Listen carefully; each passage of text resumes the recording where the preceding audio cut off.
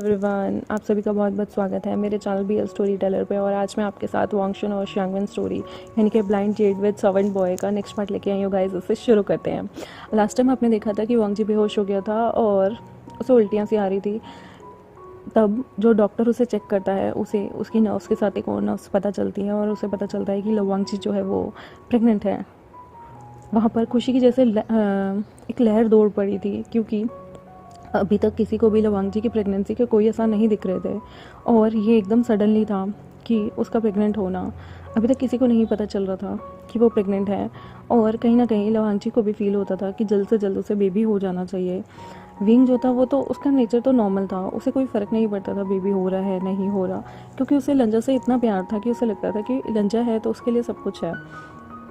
लेकिन ये न्यूज़ जब सबको पता चलती है कि लवांगजी भी प्रेग्नेंट है और आज ही जेवजुन के घर दो बच्चे, दो प्यारे प्यारे, एक लड़का एक लड़की पैदा होते हैं, तो ये न्यूज़ उनके लिए बहुत ही खुशखबरी वाली न्यूज़ थी। और लवांगजी अभी बेहोश था, लेकिन विंग को बहुत बहुत अच्छा लग रहा होता है और वो बहुत एक्साइटेड होता है लवांगजी को बताने के लिए।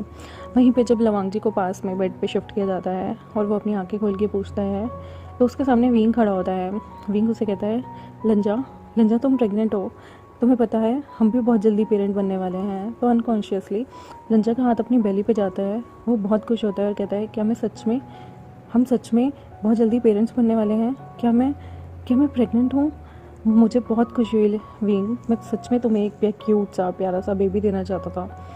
विंग कहता है, डोंट वरी, मुझे भी डॉक्टर ने बताया तुम 2 मंथ्स प्रेग्नेंट हो। लंजा और विंग ये खबर सुनते ही बहुत खुश होते हैं और विंग का तो जैसे मन कर रहा था वो लंजा को गोद में उठा ले और मतलब एक बच्चे की तरह से ले लेके झूमना शुरू करे। बट डॉक्टर ने कहा था ये इनिशियल स्टेज है और जब तक वांगजी का बेबी 3 या 4 मंथ्स का नहीं होता उसे कुछ भी, अब तो भारी काम तो वैसे भी नहीं करना और अभी तो बिल्कुल नहीं करना, और जितना हो सके इन लोगों को बहुत ज़्यादा एहतियात बरतनी है। विंग जो है वो बहुत सारी लिस्ट बना लेता है कि अब लंजा को क्या काम करने हैं और क्या नहीं। वो जेवजुन के साथ मिलकर सब चीज़ें डिस्कस करता है। तो लंजा कहता है, मैं इतना कमज़ोर भी नहीं हूँ विंग, मैं कुछ टाइम तक अपनी नाइट हंट पे जाऊंगा।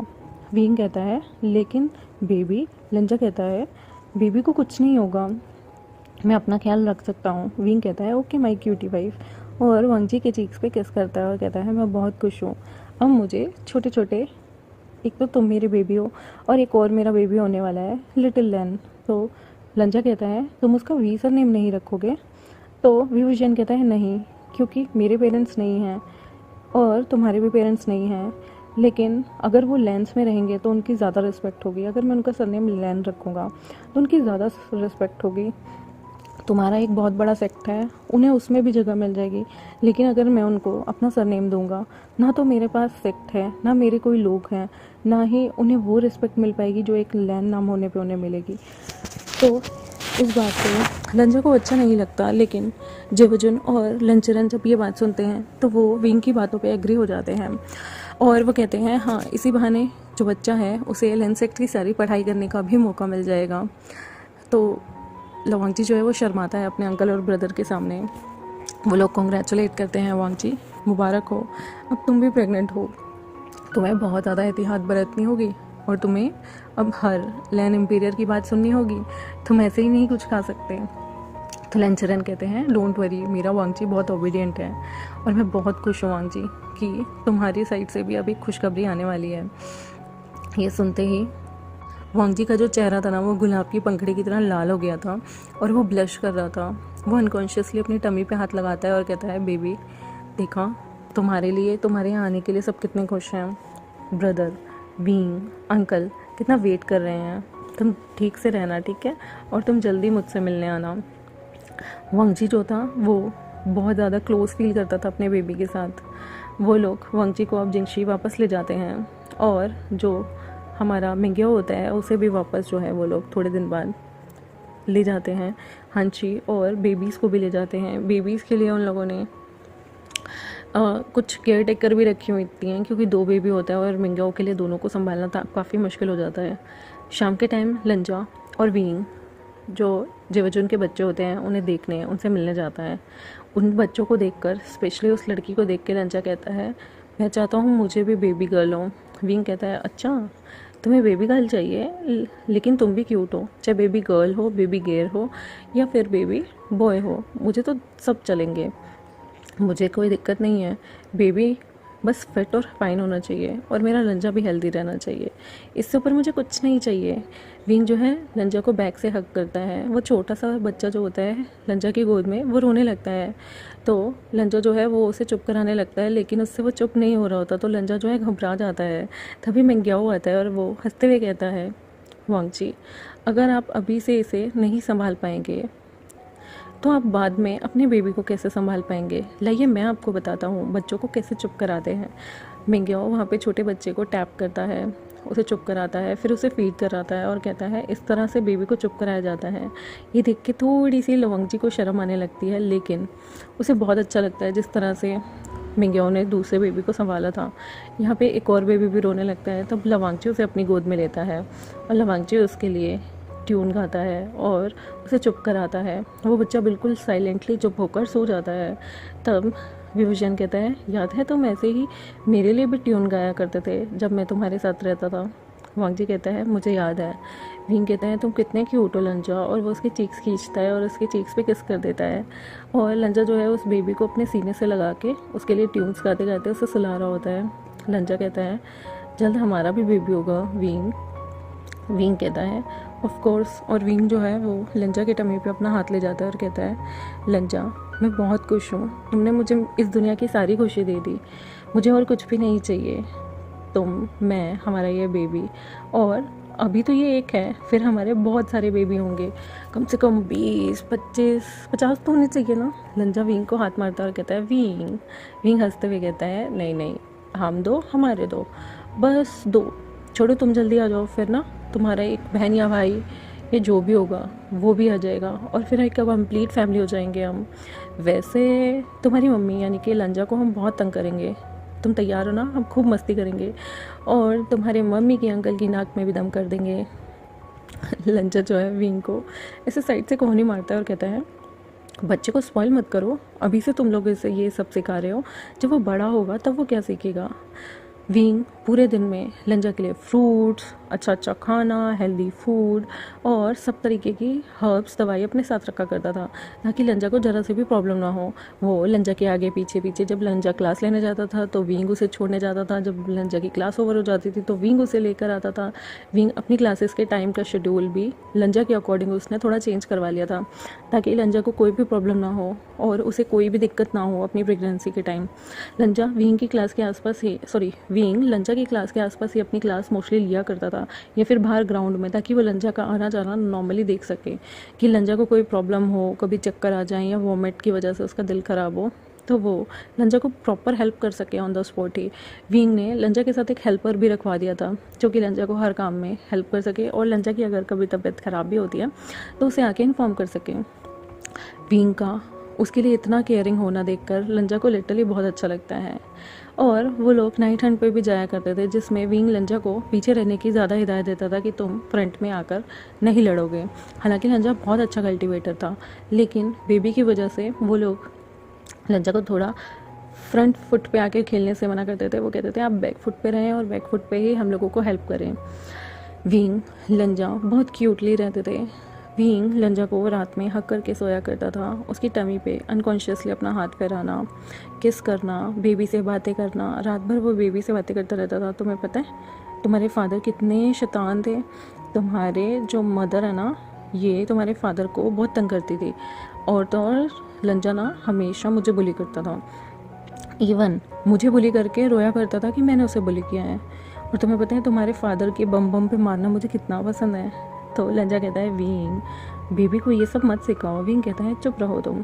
वो जो लंजा की टमी होती है ना उसमें जो उसकी नाभि होती है उस पर छोटा सा किस करता है और कहता है मैं लिटिल बनी, तुम जल्दी बाहर आ जाओ।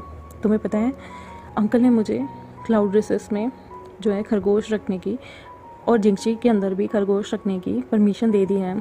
ऑल्दो हमने छुप छुपा के बहुत बार रखे हैं, लेकिन उन्हें पता है कि लंजा को खरगोश कितने पसंद हैं, इसलिए अंकल ने अब प्रेगनेंसी में लंजा को खरगोशों के साथ टाइम बिताने के लिए परमिशन दे दी है ताकि तुम भी लिटिल बनी जल्दी बाहर आ जाओ।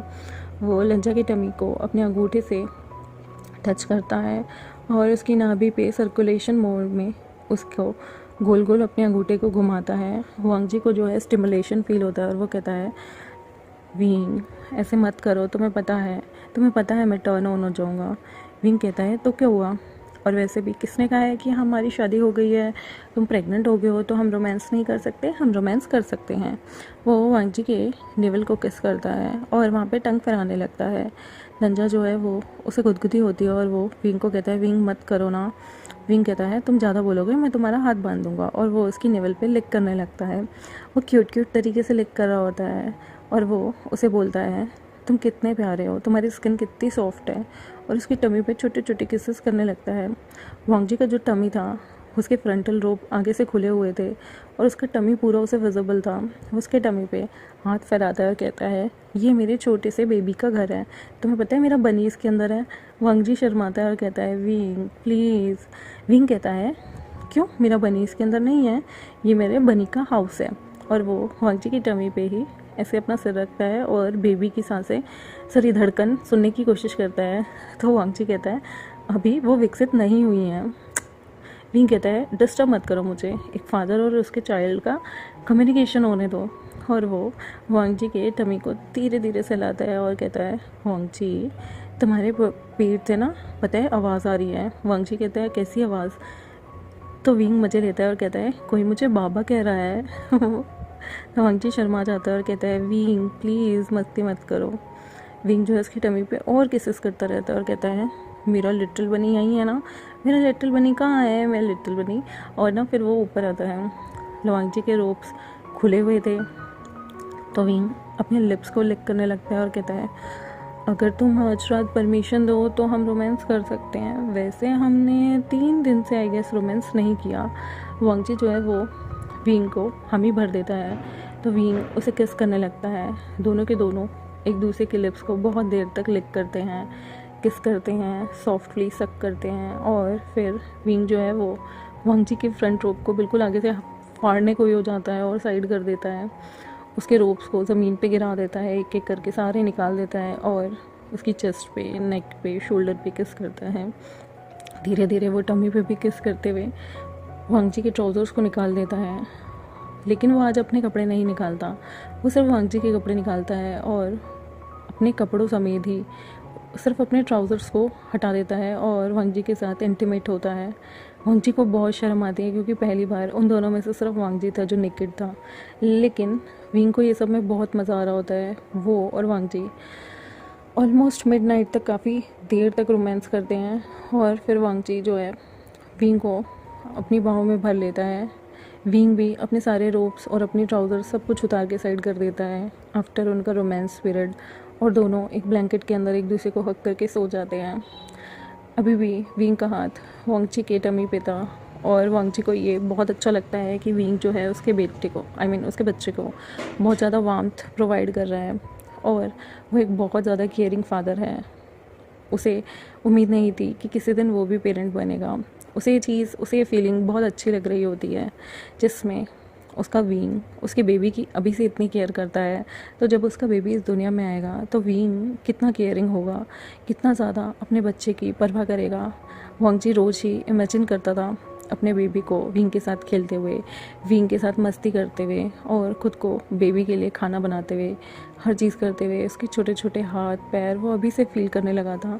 उसे ऐसा लगता था जैसे जिंगशी में उसका बेबी कहीं से आ जाएगा, छोटे छोटे पैरों पे चलता हुआ, अपने छोटे छोटे घुटनों के बल चलता हुआ और उसे मम्मा कहेगा। वांगजी ये सारी चीज़ें सोच ही रहा था अपने सपने में कि नेक्स्ट सुबह हो जाती हैं और वांगजी की हाथ नींद खुलती है और वो कहता है मेरा बेबी कहाँ है। विंग उसके साइड में होता है और कहता है लंजा अभी तो तुम सिर्फ 2-2.5 महीने प्रेग्नेंट हो और तुम अभी से बेबी को ढूंढ रहे हो, बेबी के आने में अभी टाइम है। और वो उसके टमी पे हाथ फैला रहा होता है।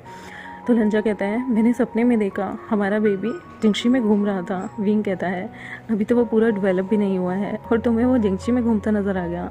और लंजा तुम कितने क्यूट हो। वो लंजा के चीक्स पे किस करता है, उसके फोरहेड पे किस करता है और उसके लिप्स पे, और कहता है चलो फटाफट से नहा धो लो, हम लोग क्लासेस के लिए लेट हो जाएंगे। आज तुम थोड़ी लेट उठे हो और शायद कल रात जो है थक ज़्यादा गए थे, इसलिए तुम जल्दी से क्लासेस के लिए तैयार हो जाओ वरना हम लेट हो जाएंगे और बच्चे भी।